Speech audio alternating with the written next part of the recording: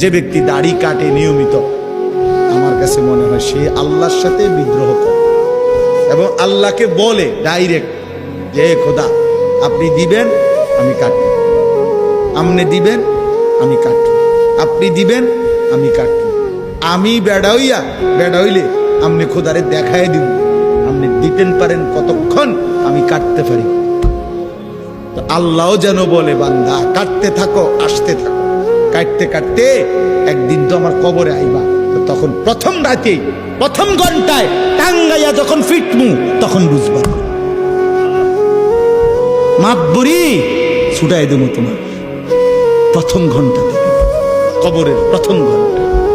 হাত্তা তাখতালিফা আদলা, আল্লাহর নবী বলেন কবর যখন প্রথম মিনিট নাফরমানকে কবরে একটা চাপ দিবে, ডান পাশের মাটি বাম দিকের মাটি ডান দিকে, মানে ডান পাঁজরের হাড্ডি ভাঙ্গা চুরা এই পাশে চলে যাবে, এই পাশের হাড্ডি ভাঙ্গা চলে যাবে।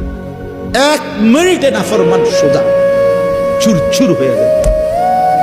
অহংকার করে মাতবরি দেখাইও না, সবাই রে বলল, কেউ বড়াই করে না। ছেনারি বেপর্দা তারে বইলেন তোমার এই রূপ যৌবন পোকা মাকড়ের ঘরে চলে যাবে, কবরে। অসংখ্য সুন্দরী নারী এই পৃথিবীতে কবরের খোরাক, মাটির খোরাক হয়েছে।